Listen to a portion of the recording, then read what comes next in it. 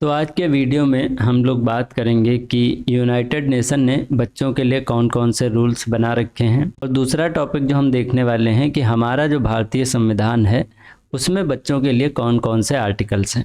ये दो टॉपिक हम देखेंगे। अगर आप DSSB के प्रीवियस ईयर का क्वेश्चन देखेंगे तो वहाँ इस टॉपिक से क्वेश्चन पूछे गए हैं। आप 2017 का ही अगर क्वेश्चन पेपर सॉल्व करेंगे तो उसमें भी आपको यहाँ से क्वेश्चन मिल जाएंगे। तो आइए शुरू करते हैं अपने इस टॉपिक को। तो सबसे पहले हम बात करेंगे UNCRC की। UNCRC क्या है? तो इसका फुल फॉर्म होता है UN conventions on rights of the child. UN का मतलब क्या है? United Nations. ठीक है, United Nations conventions on rights of child, यानी कि यूनाइटेड नेशन ने एक समझौता किया बच्चों के हकों को लेकर। उसी डॉक्यूमेंट का जो नाम है वो है UNCRC। ठीक है, इसको 1989 में अडॉप्ट किया गया। कब? 1989 में। ये क्या है? ये एक इंटरनेशनल ट्रीटी है। इंटरनेशनल ट्रीटी का मतलब होता है ऐसा डॉक्यूमेंट जिस पर कई देश आकर हस्ताक्षर करें, कई देश उसको माने, उसको बोलते हैं इंटरनेशनल ट्रीटी। ठीक है, ये एक बाइंडिंग एग्रीमेंट है। बाइंडिंग एग्रीमेंट का मतलब क्या होता है? कानूनन बाध्यकारी समझौता है। मतलब जितने भी कंट्रीज हैं, लगभग 196 कंट्रीज ने इसके ऊपर दस्तखत कर रखे हैं। तो जितने भी कंट्रीज हैं जिन्होंने इसके ऊपर सिग्नेचर कर रखा है, जो सिग्नेटरी कंट्रीज हैं, वो क्या होंगी? वो इनके जो बनाए हुए कानून हैं, इस दस्तावेज में जो कानून दिए गए हैं, उनको मानने के लिए बाध्य होंगी। यानी कि ऐसा नहीं है कि वो उसको मानने से इनकार कर दें। हाँ, ये ज़रूर हो सकता है कि ज़रूरी नहीं है कि सभी नियमों को वो एक साथ लागू कर पाएँ, तो वो कोशिश कर सकते हैं कि धीरे धीरे लागू करें, लेकिन ये एक बाइंडिंग एग्रीमेंट होने वाला है। ठीक है, यहाँ पर ये जो डॉक्यूमेंट है उसमें बच्चों से संबंधित सारे एस्पेक्ट्स को कवर किया जाता है कि बच्चों की मतलब शोषण नहीं होना चाहिए, बच्चों को न्यूट्रिशन मिलना चाहिए, बच्चों की आप खरीद फरोख्त नहीं कर सकते हैं, यानी कि इधर उधर बेच नहीं सकते हैं, बच्चों को प्रोस्टिट्यूशन में नहीं लगा सकते। तो ऐसे बहुत सारे नियम जो हैं वो इसमें दिए गए हैं। इस ट्रीटी को हम मानते हैं कि ये मोस्ट अप्रूव्ड ट्रीटी है, यानी कि लगभग 196 देश जो हैं उन्होंने इस पर साइन कर रखा है। यानी कि 196 देश इस ट्रीटी को मानते हैं, है ना। तो एक पॉइंट ऑफ व्यू से देखा जाए तो बहुत इंपॉर्टेंट होने वाली है ये ट्रीटी। ठीक है, आइए देखते हैं कि इसके अंदर क्या है। तो ये जो ट्रीटी है इसका एक सिग्नेटरी भारत भी है। ठीक है, भारत ने भी इस पर हस्ताक्षर कर रखे हैं। तो देखिए ट्रीटी कब आई थी? ट्रीटी आई थी 1989 में। ठीक है, ट्रीटी कब आई थी? 1989 में। और उसके 3 साल बाद यानी कि 1992 में 11 दिसंबर को भारत जो है, जो गवर्नमेंट ऑफ इंडिया है, उन्होंने इस पर दस्तखत किए थे। ठीक है, ये जो ट्रीटी है या ये जो डॉक्यूमेंट्स है, इसके अंदर बच्चों से रिलेटेड 54 आर्टिकल्स दिए गए हैं। टोटल आर्टिकल कितने हैं? 54 है। ठीक, तो जो डेटा याद रखना है वो मैं आपको एक बार रिवाइज करते चलता हूँ। तो 1989 में डॉक्यूमेंट आया, 1992 में गवर्नमेंट ऑफ इंडिया ने साइन किए और इसमें 54 आर्टिकल हैं। ठीक है, ये 54 आर्टिकल क्या करते हैं? ये 54 आर्टिकल हर एक देश की गवर्नमेंट को ये बताते हैं कि उनको बच्चों से रिलेटेड कौन कौन से काम करने हैं जो इस डॉक्यूमेंट के अंदर दिए गए हैं। ठीक है, इसमें क्या कहा गया है कि ऑल चिल्ड्रंस आर एंटाइटल्ड, यानी कि यहाँ पर जितने भी नियम दिए गए हैं वो सभी बच्चों के लिए हैं। जात पात धर्म रंग इन सब चीज़ों को देखकर आप उसे डिस्क्रिमिनेट नहीं कर सकते। जो भी नियम हैं वो सभी बच्चों के लिए हैं। और ऑल राइट्स आर लिंक्ड, यानी कि ये जो 54 आर्टिकल दिए गए हैं, जो 54 अनुच्छेद दिए गए हैं, ये सभी आपस में एक दूसरे से जुड़े हुए हैं, सभी एक दूसरे से इंटरडिपेंडेंट हैं और सभी इक्वली इम्पॉर्टेंट हैं। इसीलिए लिखा गया है कि none is important than other, यानी कि इसमें आप ऐसा नहीं बोल सकते कि जो 54 आर्टिकल हैं कि चलो शुरुआत के 10 ले लेते हैं, ये ज़्यादा महत्वपूर्ण है, बाकी के छोड़ देते हैं। ठीक, तो इसमें हर एक आर्टिकल बहुत ज़्यादा महत्वपूर्ण है और हर एक आर्टिकल के ऊपर जो सरकार है उसको काम करना होगा। ठीक है, अब चलते हैं कुछ महत्वपूर्ण आर्टिकल जो हमारे एग्जाम के लिए महत्वपूर्ण हैं, उनको देखते हैं। तो सबसे पहले जो आता है वो है जनरल प्रिंसिपल्स। ठीक है, क्या जनरल प्रिंसिपल्स। तो ये जो हमारे पास 54 आर्टिकल्स थे, इनमें से जो 4 आर्टिकल्स हैं, है ना, 4 स्पेशल आर्टिकल्स हैं, उनको जनरल प्रिंसिपल्स बोला जाता है। ठीक है, नोन एज प्रिंसिपल्स। ठीक है, उनको क्या प्रिंसिपल्स बोलते हैं। क्यों बोलते हैं? क्योंकि इंटरप्रेट ऑल अदर आर्टिकल्स, बाकी जो आर्टिकल्स हैं, जैसे इन 4 आर्टिकलों को छोड़ के बाकी कितने बचे? 50। तो 50 में जो कहा गया है उनका लगभग जो सार है वो इन्हीं 4 आर्टिकल्स के अंदर मिल जाएगा। इसीलिए इनको हम क्या कहते हैं? प्रिंसिपल आर्टिकल्स बोलते हैं या जनरल प्रिंसिपल बोलते हैं। ठीक है, अब ये 4 आर्टिकल कौन कौन से हैं? तो सबसे पहले है आर्टिकल नंबर 2। आर्टिकल नंबर 2 क्या कहता है कि आप 2 बच्चों के बीच में डिस्क्रिमिनेट नहीं करेंगे, यानी कि नॉन डिस्क्रिमिनेशन की बात करता है। कौन? Article number 2। आर्टिकल नंबर 3 किसकी बात करता है? देखिए 3 में अगर आप एक ऐसे लाइन खींच दे तो ये बी बन जाएगा, है ना, ऐसे बी बन जाएगा। तो ये बेस्ट इंटरेस्ट ऑफ चाइल्ड की बात करता है। किसकी बात करता है? बेस्ट इंटरेस्ट ऑफ चाइल्ड की बात करता है। ऐसे ही जो आर्टिकल 6 है, इसको आप ऐसे लिखेंगे 6, है ना, तो 6 में एस आता है, तो एस से आप समझ जाएंगे कि ये किसकी बात करता है? सर्वाइवल की बात करता है। ठीक है, तो आर्टिकल 6 किसकी बात करता है? राइट टू सर्वाइवल की बात करता है। आर्टिकल 12 या इसको आप हिंदी में पढ़ें 12, तो 12 से आपको शब्द याद रखना है बहरा, यानी कि आपको बच्चों के लिए बहरा नहीं बनना है। वो जो बात कहना चाहते हैं, वो जो समझाना चाहते हैं, वो जो बताना चाहते हैं, आपको उनको सुनना है और उसके अकॉर्डिंग काम करना है। यानी कि राइट टू बी हर्ड, बच्चों का ये अधिकार है कि उनको सुना जाए। ठीक है, तो इसकी बात कौन करता है? आर्टिकल 12 करता है। तो ये जो हमारे 4 आर्टिकल्स हैं, आर्टिकल 2, 3, 6 एंड 12, इनको हम कहते हैं क्या? General principles. ठीक है, अब हम और जो हमारे महत्वपूर्ण आर्टिकल हैं एग्जाम पॉइंट के व्यू से, उनके बारे में देखते हैं। तो यहाँ पर हम सबसे पहले बात करते हैं आर्टिकल 13 की। आर्टिकल 13 का ये 3 आप देख लें, अगर इसको इधर पलट के बना दिया जाए तो ई जैसा लगेगा। तो आर्टिकल 13 किसकी बात करता है? एक्सप्रेशन फ्रीडम की बात करता है।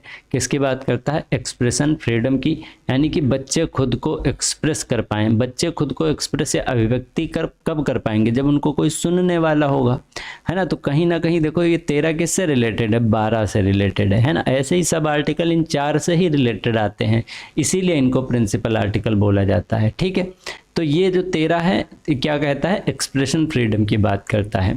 ऐसे ही जो आर्टिकल 16 है, 16 किसकी बात करता है? 16 प्राइवेसी की बात करता है। ठीक है, 16 किसकी बात करता है? प्राइवेसी की। जो बच्चे हैं उनको भी प्राइवेसी मिलनी चाहिए, उनको भी प्राइवेसी का अधिकार है। हालांकि इंडिया में अगर बच्चा प्राइवेसी मांग ले फिर तो उसकी कुटाई तय है ना। बच्चों को प्राइवेसी छोड़ो, हम कमरा नहीं देते। ठीक, तो आर्टिकल 16 किसकी बात करता है? प्राइवेसी की। आर्टिकल 19 जो है, आर्टिकल 19 बात करता है वायलेंस की, कि जो बच्चे हैं, जो छोटे बच्चे हैं, उनको वायलेंस से बचाया जाए और उनको दूर रखा जाए वायलेंट बिहेवियर से या ऐसी जगहों से जहां पर वायलेंस होता है। ठीक है, जाहिर सी बात है, क्योंकि बच्चे हैं, जो देखेंगे, जो सामने उनको दिखेगा वहीं वो सीखेंगे। ठीक है, तो बच्चों को वायलेंस से क्या करना है? सेफ रखना है। इसकी बात कौन करता है? आर्टिकल 19, है ना। ये सब UNCRC के आर्टिकल हैं। ठीक है, हमारे संविधान वाले आर्टिकल नहीं है ये। ठीक है, तो ये ध्यान रखिएगा। अब जैसे आर्टिकल 21 है, आर्टिकल 21 जो है किसकी बात करता है? अडॉप्शन की बात करता है, कि जो बच्चे हैं उनको कैसे अडॉप्ट करेगा कोई पेरेंट्स, है ना, कैसे उनको पालेगा पोसेगा, क्या क्या नियम रहेंगे, उन सब चीज़ों के बारे में बात कौन करता है? आर्टिकल 21 बात करता है। हाँ, ट्रिक बताना भूल गए, तो 9 जैसे 9 आ रहा है, 9 से वायलेंस, नो टू वायलेंस, है ना, वायलेंस को नो बोल दो। ठीक है, 21 में एडॉप्शन नॉर्म्स, एक बच्चे को अडॉप्ट करना है। ठीक है, तो एडॉप्शन नॉर्म्स हो गया। 22 में क्या है? रिफ्यूजी चिल्ड्रन, है ना। रिफ्यूजी चिल्ड्रन जैसे मान लो, जैसे आपने बहुत मूवीज़ देखी होंगी, ज़्यादातर आपको मिलेगा कि मेले में खो जाने वाले 2 भाई होते हैं, है ना। तो ये 2, तो 2 से क्या याद रखना है आपको? Refugee children. 23 में जो बात होती है, 23 में डिसेबल्ड चिल्ड्रन की बात होती है, कि विकलांग बच्चों के लिए क्या क्या नियम हैं, क्या क्या करना है, उन सब के बारे में बात करता है आर्टिकल 23। आर्टिकल 24 हेल्थ सर्विसेज की बात करता है, ये आप ध्यान रख सकते हैं। जितने भी अस्पताल होते हैं जनरली अब तो 24/7 खुला रहते हैं ना, 24 घंटे 7 दिन। तो 24 से आपको क्या ध्यान रखना है, हेल्थ ध्यान रखनी है, ठीक है। तो इतने आर्टिकल्स हो गए। फिर आता है इम्पॉर्टेंट आर्टिकल्स में कौन सा, आर्टिकल 28। ये क्वेश्चन पूछा गया था DSSB में। क्या पूछा गया था, कहा गया था कि भाई जो आर्टिकल 28 है, पूछा गया था कि राइट टू एजुकेशन है ना, RTE जो है वो UN के किस आर्टिकल में है, ठीक है, UN के किस आर्टिकल में है, ये पूछा गया था। अब वहाँ पर एक तो आर्टिकल 28 ऑप्शन दे रखा था और दूसरा ऑप्शन दे रखा था आर्टिकल 21A। अब ये जो है ये हमारे भारतीय संविधान में है, ये यूनाइटेड नेशन का है, तो बहुत से बच्चों ने आर्टिकल 21A लगा के चले आए थे, ठीक है। तो आपको ध्यान रखना है कि जो हमारे इस डॉक्यूमेंट में आर्टिकल है वो कौन सा है, आर्टिकल नंबर 28 है, जो किसकी बात करता है, राइट टू एजुकेशन की बात करता है, ठीक है। अगला आर्टिकल है आर्टिकल नंबर 30। आर्टिकल नंबर 30 किसकी बात करता है, माइनॉरिटी की। माइनॉरिटी मतलब आप ऐसे थोड़ा मतलब ऐसा दिल पर नहीं लेना है ना, या मेरा ऐसा बोलने कोई मकसद नहीं है, लेकिन आप ऐसे याद रखें कि माइनॉरिटी के बच्चे लगभग 0 होते हैं ना, 0 मतलब 0 का मतलब नथिंग नहीं, एवरीथिंग होता है, ठीक है, ये चीज़ ध्यान रखना। तो जो माइनॉरिटी के बच्चे होते हैं वो क्या होते हैं, 0 होते हैं, तो ऐसे याद रखिएगा। आर्टिकल 30 किसकी बात करता है, माइनॉरिटी चिल्ड्रन की। आर्टिकल 32 किसकी बात करता है, चाइल्ड लेबर की बात करता है, यानी कि छोटे बच्चों को। जैसे देखो यहाँ पर जब ये आर्टिकल 28 के अंदर ये दिया गया था, तुमको पता है कि जो हमारी गवर्नमेंट है उसने इसको 92 में वो किया था, ठीक है। इसी के बाद 2002 में उन लोगों ने क्या किया था, आर्टिकल 21A जोड़ा था, है ना, कि 6 से 14 साल के बच्चों के लिए क्या करेंगे, फ्री शिक्षा प्रोवाइड कराएंगे। आर्टिकल जोड़ के कुछ नहीं हुआ तो इनको RTE एक्ट भी बनाना पड़े था, ठीक है। RTE एक्ट कब बना था, 2009 में बना था। तो वो सब क्यों बनाया गया, क्योंकि UN का जो ये डॉक्यूमेंट है उसके ऊपर हमने हस्ताक्षर कर रखे हैं, उसके ऊपर दस्तखत कर रखे हैं, तो उस पर काम करना पड़ेगा, है ना, क्योंकि वहाँ भी तो जवाब देना है, ठीक। तो इसके लिए काम होता है। ऐसे ही चाइल्ड लेबर पे भी काम होता है ना, हमारे यहाँ कई सारे आर्टिकल्स हैं। जैसे आर्टिकल 24 हो गया, है ना, हमारे संविधान का आर्टिकल 24 क्या कहता है कि 14 साल से जितने भी छोटे बच्चे हैं उनको काम करने में नहीं लगाया जाएगा, ठीक है। तो ये सब आर्टिकल 24 की बात होती है। यही बात आर्टिकल 32 में यहाँ पहले से बता रखी है, ठीक है। आर्टिकल 33 किसकी बात करता है, ड्रग एब्यूज की बात करता है कि जो बच्चे हैं उनको ड्रग्स, नशीली इन सब चीज़ों से बचाना है। 33 को ऐसे याद रखें, मान लो ये नाक है और यहाँ से ये ड्रग्स खींचते हैं ना, ऐसे वो पाउडर फॉर्म में जो होता है, ऐसे नाक है, ठीक है। तो ये 3 टाइप नहीं दिख रहा है, तो 33 किसकी बात करता है, ड्रग एब्यूज की बात करता है। जो 34 है, ठीक है, जो 34 है वो किसकी बात करता है, 34 बात करता है सेक्सुअल एक्सप्लॉयटेशन की, कि बच्चों का सेक्सुअली एक्सप्लॉयटेशन ना किया जाए, ठीक है। इसके बाद कौन करता है, आर्टिकल 34 करता है। अगला आर्टिकल कौन सा आता है, 35 आता है। 35 किसकी बात करता है, ट्रैफिकिंग की बात करता है, ठीक है। अगर आप अपने यहाँ देखेंगे कॉन्स्टिट्यूशन में तो वहाँ पर आर्टिकल 25 इस चीज़ की बात करता है, ठीक है। तो यहाँ पर 25 नहीं 23 इस चीज़ की बात करता है, ठीक। तो चाइल्ड ट्रैफिकिंग की बात वहाँ पर होती है, तो यहाँ पर आर्टिकल कौन सा है, आर्टिकल 35 है। ऐसे ही मैंने आपको जुवेनाइल जस्टिस पढ़ाया था, ठीक है, JJA जुवेनाइल जस्टिस एक्ट, ये पढ़ाया था मैंने पिछले वीडियो में। अगर नहीं देखा है तो वहाँ जाके देख सकते हो, वो भी इम्पोर्टेंट वीडियो है।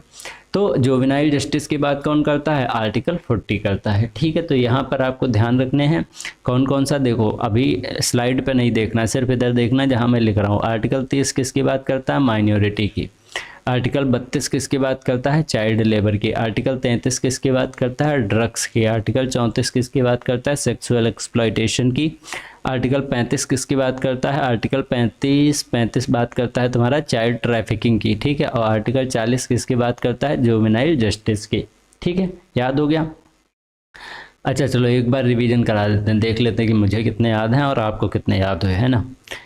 तो आर्टिकल 2 क्या कहता है, 2 लोगों के बीच में डिफरेंशिएट नहीं करना है, यानी कि सब इक्वल है। आर्टिकल 3 आगे एक डंडा बनाया, क्या पता चला कि बेस्ट जो इंटरेस्ट है चाइल्ड का उसकी बात करता है। आर्टिकल 6 यानी कि 6 यानी कि सर्वाइवल की बात करता है।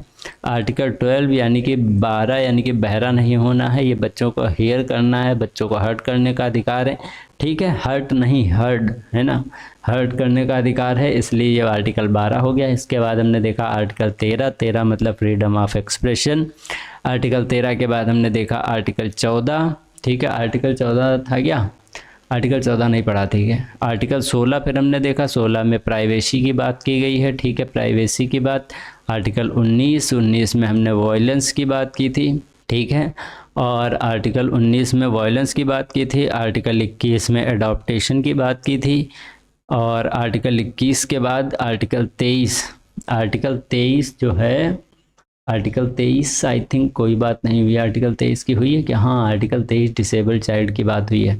आर्टिकल 23 में हमने क्या देखा था, डिसेबल्ड चाइल्ड देखे थे। ठीक है, आर्टिकल 24 में हमने 24 आवर हेल्थ केयर देखा था। ठीक है, हेल्थ। आर्टिकल 25 नहीं देखा है, आर्टिकल 28 देखा है फिर हमने। आर्टिकल 28 में क्या था, आरटीई था। ठीक है, आर्टिकल 32 में लेबर की बात हुई थी कि बच्चों से लेबर नहीं कराएंगे हम। ठीक है, 32 के बाद हमने देखा 34 में क्या था, सेक्सुअल एक्सप्लॉयटेशन नहीं होगा। ठीक है, सेक्सुअल एक्सप्लॉयटेशन नहीं होगा बच्चे का। 34 के बाद अगर हम 34 से पहले 33 देखें तो 33 में हमने क्या किसकी बात की थी कि ड्रग जो एक्सप्लॉयटेशन है उससे बच्चों को बचाना है। ठीक है, तो 34 हो गया, 35 हो गया। और इसके बाद हमने देखा था 35 के बाद सीधे 35 नहीं देखा, 35 में ट्रैफिकिंग की बात की गई है। ठीक है, 35 में ट्रैफिकिंग की बात और 40 में जुवेनाइल कोर्ट की बात की गई है। तो इस तरह से आपने सबका रिवीजन कर लिया। ठीक है, जहाँ तक लगभग, है ना। अब हम बात करते हैं कि जो हमारा जो संविधान है उसमें कौन कौन से अधिकार हैं जो बच्चों को दिए गए हैं। तो constitution and rights of child, इसकी बात करेंगे तो सबसे पहला हमारा आर्टिकल आता है इसमें 14। आर्टिकल 14 क्या कहता है कि children equal in law, equality की बात करता है। आप इसको ऐसे याद रख सकते हैं, 4 है यहाँ पर, 4 मतलब हिंदू मुस्लिम सिख ईसाई सब लोग हैं, क्या हैं, भाई भाई, यानी कि सब बराबर हैं। तो ये किसके, चिल्ड्रन इक्वल की बात करता है कि चिल्ड्रन इक्वल इन लॉ, कानून में सभी बच्चे और बुजुर्ग क्या है, समान है। ठीक है, इक्वल प्रोटेक्शन बाय लॉ, इसका मतलब है कानून के द्वारा सभी को समान संरक्षण भी दिया जाएगा। भाई साहब अगर डिस्टरबेंस हो रहा हो, कुत्तों की आवाज़ आ रही हो तो उसके लिए माफ़ी चाहूँगा, है ना। बहुत कुत्ते भौंक रहे हैं यहाँ आजकल, पता ही नहीं क्या हो रहा है इनको। ठीक है, तो अगली बात करते हैं हम आर्टिकल 15(3) की। 15(3) क्या कहता है, 15(3) आप ये समझ लीजिए कि रंग जात ऊंच नीच इन सब के आधार पर भेद नहीं करना है। यानी कि 15(3) प्रोहिबिट करता है कि इसको डिस्क्रिमिनेशन को लेकर आप डिस्क्रिमिनेट नहीं करेंगे। यूएन का जो डॉक्यूमेंट था वहाँ पर आर्टिकल ये कौन था, आर्टिकल नंबर 2 था। यहाँ पर वो आर्टिकल कौन है, 15(3) है। ठीक है, ये क्या कहता है कि आप एक तो डिस्क्रिमिनेट नहीं करेंगे, इसके अलावा जो बच्चे हैं उनके लिए आप स्पेशल प्रोविज़न भी बना सकते हैं। ठीक है, तो 2 आर्टिकल पढ़े, 14 और 15(3). अगला जो आर्टिकल है वो आता है 21A। ये तो आपको याद ही होगा, याद क्या, ये तो रटा ही होना चाहिए। ठीक है, 21A 6 से 14 साल के लिए निःशुल्क शिक्षा की बात करता है। 86वां अमेंडमेंट जो हुआ था 2002 में। ठीक है, ये जो 2002 का अमेंडमेंट था वहाँ पर इसको जोड़ा गया था, लेकिन ये आर्टिकल जोड़ के कोई फ़ायदा हुआ नहीं, सरकारों ने कोई जिम्मेदारी ली नहीं, काम कोई किया नहीं, इसीलिए RTE एक्ट लाया गया कब, 2009 में। ठीक है, तो ये चीज़ आपको ध्यान रखनी है। इसके बाद हमारा अगला आर्टिकल है 23। 23 में किसकी बात होती है, ह्यूमन ट्रैफिकिंग की। यानी कि बहुत से लोग होते हैं जो बच्चों को पकड़ पकड़ के ले जाते हैं, उनकी किडनी, उनके हार्ट, उनकी आंखें निकाल के बेच देते हैं। तो उनको इन चीज़ों से रोका जाए कि बच्चों के ट्रैफिकिंग ना हो, इसकी बात करता है आर्टिकल 23। और क्या होता है कि बहुत लोग हैं जो छोटे बच्चों को चुरा के ले जाते हैं या पकड़ के ले जाते हैं, फिर उनके हाथ पांव काट देते हैं, आंखों से अंधा कर देते हैं और फिर उनको भीख मांगने के लिए मजबूर कर देते हैं। तो बेगिंग में जो ऐसे डाले जाते हैं बच्चे, उसको रोका जा सके, इसकी भी बात आर्टिकल 23 करता है। और फोर्स्ड लेबर ना कराया जा सके बच्चों से, इसकी बात भी आर्टिकल 23 करता है। तो मेन आपको ध्यान रखना है इसमें कीवर्ड ह्यूमन ट्रैफिकिंग। ठीक है, 3 2 5 5 से T, है ना, ऐसे कुछ ट्रिक बना के याद कर सकते हो। ठीक है, तो ह्यूमन ट्रैफिकिंग की बात करता है आर्टिकल 23। 3, ठीक है। तो ये ध्यान रखिएगा वहाँ पर, अगर शायद जहाँ तक मुझे कंफर्म नहीं है, लेकिन आर्टिकल शायद 35 जो है वो ट्रैफिकिंग की बात कर रहा था जब हमने यूनाइटेड नेशन के डॉक्यूमेंट को ऊपर पढ़ रहे थे, ठीक है। अगला जो आर्टिकल आता है हमारा वो है आर्टिकल 24। आर्टिकल 24 क्या कहता है कि 14 साल से जो छोटे बालक हैं उनको हम बाल श्रम नहीं करने देंगे, ठीक है। यहाँ पर ये इसकी बात करता है कि जो हैजार्डस फैक्ट्री हैं, जो खतरनाक फैक्ट्रियां हैं, जो माइंस हैं, है ना, माइंस में जैसे जो खुदाई वगैरह होती है वो बहुत ज़्यादा डेंजरस होती है, तो वहाँ पर बच्चों को काम में ना लगाया जाए, वो बच्चे जो 14 साल से छोटे हैं, ठीक है। तो इसके लिए बात कौन करता है, आर्टिकल 24 बात करता है। फिर आर्टिकल 39E आता है। 39E जो है वो किसकी बात करता है कि ये स्टेट की जिम्मेदारी है कि जो बच्चा है उसका एब्यूज ना हो, यानी कि जो बच्चा है उसका क्या ना हो, शोषण ना हो, ठीक है। ज़बरदस्ती कोई उससे नौकरी ना करवाए वहाँ जहाँ का एनवायरनमेंट अच्छा नहीं है, जहाँ की जगह अच्छी नहीं है, या जो बच्चे के स्वास्थ्य के लिए अच्छा नहीं है, ठीक है। तो हमने कितने आर्टिकल पढ़ लिए, एक बार रिवाइज कर लेते हैं, वरना पढ़ते चले जाएंगे, पता लगा याद कुछ भी नहीं है ना। तो पहला पढ़ा हमने आर्टिकल 14 जो कि इक्वलिटी की बात करता है। दूसरा हमने पढ़ा 15(3). 15(3) किसकी बात करता है कि आप डिस्क्रिमिनेशन नहीं करेंगे, ठीक है, डिस्क्रिमिनेशन नहीं करेंगे। फिर हमने पढ़ा 21A। 21A किसकी बात करता है, RTE की बात करता है। 21A के बाद हमने 23 पढ़ा। 23 किसकी बात करता है, ट्रैफिकिंग की बात करता है, ठीक है। 23 के बाद हमने पढ़ा 24। 24 क्या कहता है कि 14 साल से छोटे बच्चों को आप क्या करेंगे, काम पे नहीं लगाएंगे, ठीक है। फिर 39E। 39E क्या कहता है कि भैया ये जो स्टेट की जिम्मेदारी है कि जो बच्चा है उसका क्या ना हो, शोषण ना हो, ठीक है, बाल शोषण ना हो और उससे ज़बरदस्ती काम ना कराया जाए, ये 39E कहता है। ऐसे ही जो अगला आर्टिकल आता है वो है 39F। F का मतलब होता है फूड। फूड का मतलब है स्वास्थ्य, है ना, हेल्थ। तो हेल्थ की जिम्मेदारी भी किसकी पड़ती है, तो स्टेट की पड़ती है कि स्टेट की ये जिम्मेदारी है कि चाइल्ड हेल्दी डेवलप हो, ठीक है, और उसको मोरली प्रोटेक्ट किया जाए, उसका मोरल एक्सप्लॉयटेशन ना हो, ये भी जिम्मेदारी किसकी बनती है, स्टेट की बनती है, जो किसमें बताया गया है, आर्टिकल 39F में बताया गया है, ठीक है। अगला जो आर्टिकल आता है वो है आर्टिकल 44। आपको इतना पता होगा, आर्टिकल 44 यूनिफॉर्म सिविल कोड की तो बात करता ही है, लेकिन इसके साथ एक जो इम्पोर्टेंट बच्चों से रिलेटेड है वो है एडॉप्शन ऑफ चाइल्ड, ठीक है। एडॉप्शन ऑफ चाइल्ड यानी कि बच्चों को गोद लेने से संबंधित जो भारत में नियम बनाए गए हैं वो आर्टिकल 44 के अंतर्गत हैं। यूएन में अगर आपको बताना है, यूएन में आपको बताना है ना, ये मैं नहीं बताऊंगा, ये आपको बताना है कि यूएन का कौन सा आर्टिकल है जो बच्चों के गोद लेने से यानी कि एडॉप्शन से संबंधित था, ठीक है। ये आपको कमेंट सेक्शन में बताना है, देखते हैं कितना याद रख पाए आप। अगला आर्टिकल है आर्टिकल 46। आर्टिकल 46 क्या कहता है कि स्टेट की जिम्मेदारी है कि वो एजुकेशन को क्या करे, प्रमोट करे, और जो डिसएडवांटेजेस बच्चे हैं, जो वंचित बच्चे हैं, उनकी देखभाल का काम भी करे, ठीक है। इसके बारे में जानकारी कौन देता है, आर्टिकल 46 देता है। आर्टिकल 47 क्या कहता है, 7 मतलब सातों दिन, ठीक है। सातों दिन आपको क्या करना है, बच्चों का न्यूट्रिशन देना है, बच्चों को ऐसा खाना देना है जिससे वो अच्छे खासे पल बढ़ के बड़े हो पाएँ, ठीक है। तो न्यूट्रिशन जो है वो किसकी ड्यूटी है, स्टेट की ड्यूटी है, और क्या हो, जिससे चाइल्ड हेल्थ जो है वो इम्प्रूव हो। इसी के तहत मिड डे मील योजना जो है वो सरकार चलाती है, ठीक है। आर्टिकल 47, ठीक है, कौन सा, आर्टिकल 47। अगले जो हमारे लास्ट दो आर्टिकल हैं, आर्टिकल 51। आर्टिकल 51 का जो सी है वो किसकी बात करता है कि रिस्पेक्ट इंटरनेशनल ट्रीटीज, है ना। 51C देखिए यही सबसे इम्पॉर्टेंट है कि मान लो UNCRC का जो डॉक्यूमेंट था उस पर भारत ने हस्ताक्षर तो कर दिए, सिग्नेटरी तो बन गया, लेकिन इसकी बातें ही ना माने तो क्या फ़ायदा है ऐसी इंटरनेशनल ट्रीटी का। तो हर एक देश का कर्तव्य है ये कि वो जो इंटरनेशनल ट्रीटीज हैं उनकी क्या करे, रिस्पेक्ट करे, ना कि देश का, वहाँ के नागरिकों का और वहाँ की सरकार का, ठीक है। और 51C किसकी बात करता है कि जो बच्चे हों प्रोस्टिट्यूशन की फील्ड में ना जाएं और पोर्नोग्राफी से दूर रहें, ठीक है। तो ये सब की बात कौन करता है, आर्टिकल 51C। अगला जो आर्टिकल और लास्ट आर्टिकल है हमारा आर्टिकल 51K, ठीक है। तो ये के जो है ये ओके से याद रखिएगा कि ओके जो है भैया, ओके गाँव में नहीं होता है। क्या ओके नहीं होता है कि जो माँ बाप हैं वो अपने बच्चों को स्कूल में नहीं भेजते हैं, उनको खेतों में धान लगाने के लिए पकड़ ले जाते हैं, ठीक है, और बच्चे भी वहाँ मज़े से लगाते हैं। लेकिन ये पेरेंट या गार्डियंस की ड्यूटी है कि बच्चे को एजुकेट करें, उनको शिक्षा के लिए स्कूल में भेजें। इसकी बात कौन करता है? आर्टिकल 51K, है ना। तो बहुत स्पीड में हम लोगों ने पढ़ा है, तो इस वीडियो को 2-3 बार देखिएगा। ये DSSB के लिए इम्पोर्टेंट वीडियो होने वाला है, यहाँ से क्वेश्चन फंसते हैं कई बार। इससे अलग भी कुछ आर्टिकल्स हैं, जैसे कि 41 है, 42 है, इस टाइप के बहुत से आर्टिकल्स हैं जो और भी बच्चों की बात करते हैं। तो यहाँ पर अगर आपको ये वीडियो पसंद आया है, ठीक है, अगला वीडियो हम लोग बात करेंगे और भी जो भी इम्पोर्टेंट टॉपिक होने वाले हैं। तो चैनल को सब्सक्राइब कर लीजिए, बाकी लाइक शेयर तो आप अच्छा लगेगा तो कर ही देंगे, है ना। तो मिलते हैं अगले वीडियो में, धन्यवाद।